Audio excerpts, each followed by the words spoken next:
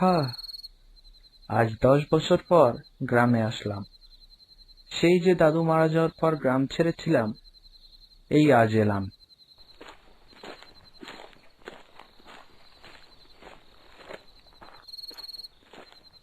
যেমনটা দেখে গিয়েছিলাম, এখন গ্রামটা ঠিক তেমন নেই। অনেকটাই পাল্টে গিয়েছে। অনেক দূর পথ হেঁটে আসলাম, একটা মানুষেরও দেখা পেলাম না। তবে গ্রামে কি এখন কেউ থাকে না?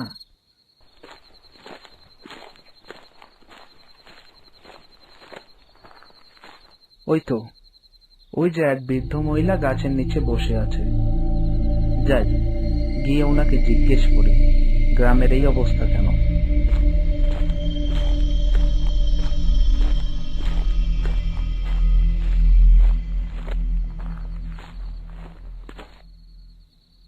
কাকিমা, বলছি এই গ্রামে কি কেউ থাকে না?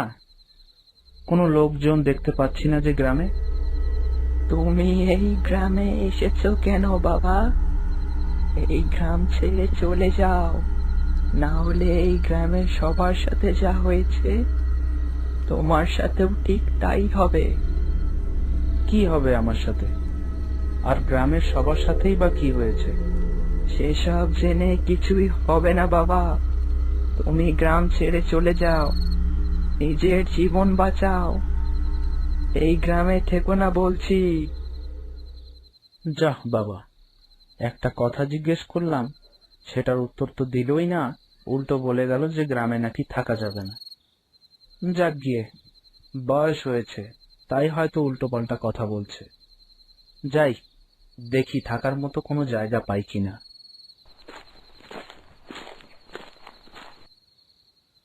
এই তো একটা বাসা খুঁজে পেলাম। দেখতে বেশ ভালোই লাগছে। মনে হয় না এই বাসায় কেউ থাকে।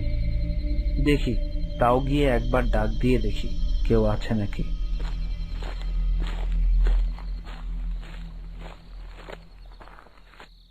বাসায় কেউ আছেন? আমি শহর থেকে এসেছি, থাকার মতো একটু জায়গা দরকার। বলছি, বাসায় কেউ আছেন কি? কেউ কোনো সাড়া দিচ্ছে না, মানে বাসায় কেউ নেই তাহলে। যাক, থাকার মতো একটি জায়গা পেলাম অবশেষে।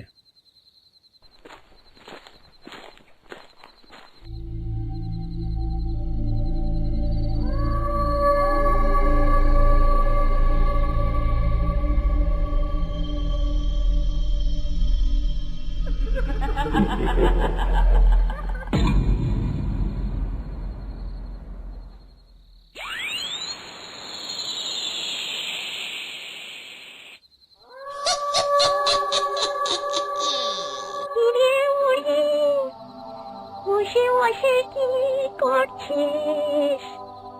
তোকে একটা কাজ করতে দিয়েছিলাম, করেছিস? না, তবে তার সন্ধানেই আমি আছি। তাকে খুঁজে পেলেই তোমার কাজটা সম্পূর্ণ হবে। সে আর কবে খুঁজে বের করবি ওকে? কিছুদিন পর তো তুই নিজেই মরে যাবি রে মুড়ি।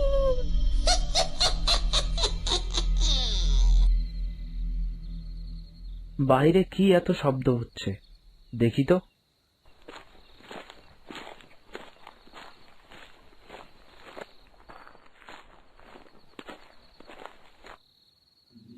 বাহিরের সেই দৃশ্যটি দেখে আমি অনেক ভয় পেলাম। ঠিক তখনই পেতনিটা আমার দিকে দেখে। হুম? মানুষ? কিরে মুড়ি, একে আমার থেকে লুকিয়ে রেখেছিলিস? কি ভেবেছিলি আমি বুঝতে পারবো না? হুম? না না, ওকে কিছু করো না। সে এই গ্রামে ঘুরতে এসেছে, কালই চলে যাবে। হা হা হা, তুই বললেই কি আমি ওকে ছেড়ে দেব?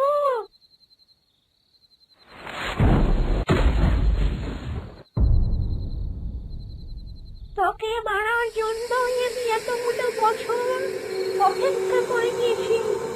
আমি আবার আসবো। এসব কি হচ্ছে? কিছুই তো বুঝতে পারছি না। সে সে আমাকে মারতে চাচ্ছে কেন? দয়া করে আমাকে সব সত্যি সত্যি বলুন। বলবো, সব বলবো। তবে আগে তুমি বলো, তুমি পেতনির গ্রাস থেকে বেঁচে গেলে কি করে? কে তুমি? সে আমি জানি না, তবে দাদু মারা যাওয়ার পর আমি গ্রাম ছেড়ে চলে গিয়েছিলাম। 10 বছর পর গ্রামে ফিরেছি। কে তোমার দাদু? কি নাম তার? ওনার নাম হলো জগেন দাস। এবার বুঝতে পেরেছি পেতনির গ্রাসে তোমার কিছু হয়নি কেন।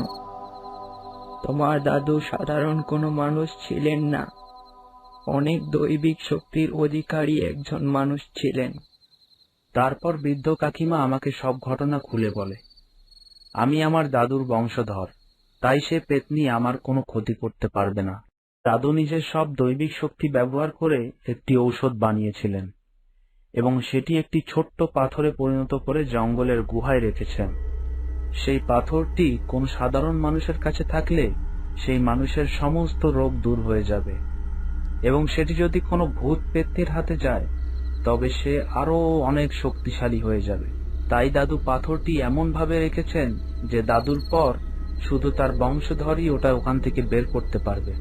সেই পাথরের জন্যই পুরো গ্রামের এই অবস্থা হয়েছে। পাথরটা ভেঙে ফেললেই পেতনির সমাপ্তি হবে। না, যেভাবেই হোক আমাকে সেই পাথরটি নষ্ট করতেই হবে।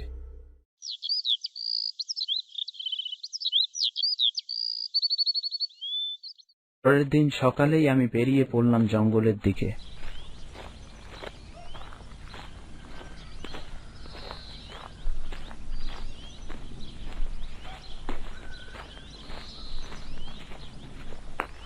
কাকিমা, আমি জঙ্গলের দিকে যাচ্ছি পাথরটি খুঁজে বের করার জন্য।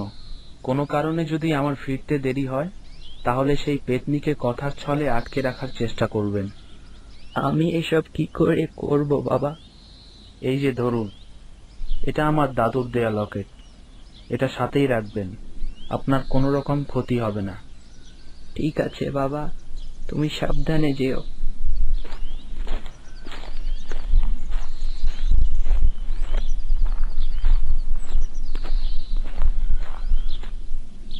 অনেক দূর পথ হেঁটে আসলাম, এখনো সেই গুহর সন্ধান পেলাম না।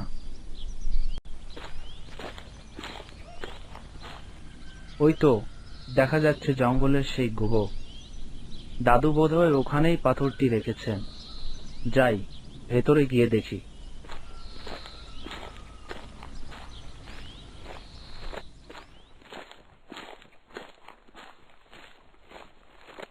ভেতরে ঢোকার সাথে সাথেই পাথরটা দেখতে পেলাম।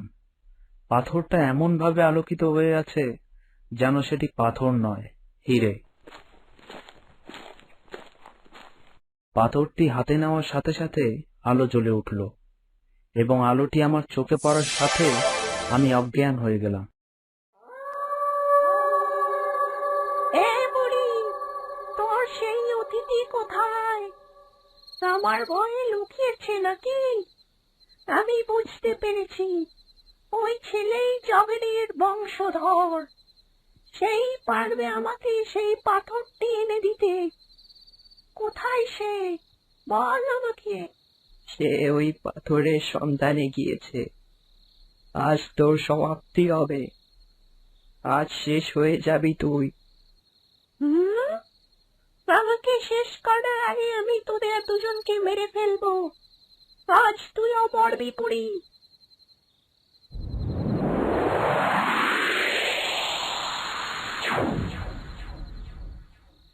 এই বুড়ি, এটা তোর গলায় কি পড়েছিস?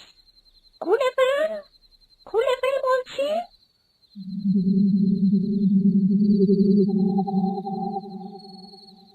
ধরো বাবা, এটা হলো সেই পেতনির জামার ছেঁড়া টুকরো। পাথরে এটি ভালোভাবে পেঁচিয়ে তারপর পুড়িয়ে দিও, তাহলে পেতনির সাথে সাথেই শেষ হয়ে যাবে। কাকিমার কথাগুলো চোখের সামনে ভেসে ওঠার পর আমার জ্ঞান ফিরল। জ্ঞান ফিরে মাত্রই বুঝলাম রাত হয়ে গিয়েছে। না, আর কিছুতেই সময় নষ্ট করা যাবে না।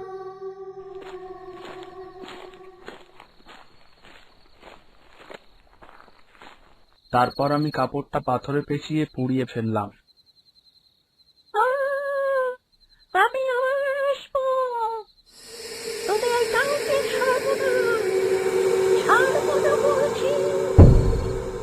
এখানেই পেত্নির সমাপ্তি হয় এবং গ্রামের লোকেরা সেই কুয়ো থেকে মুক্তি পায়।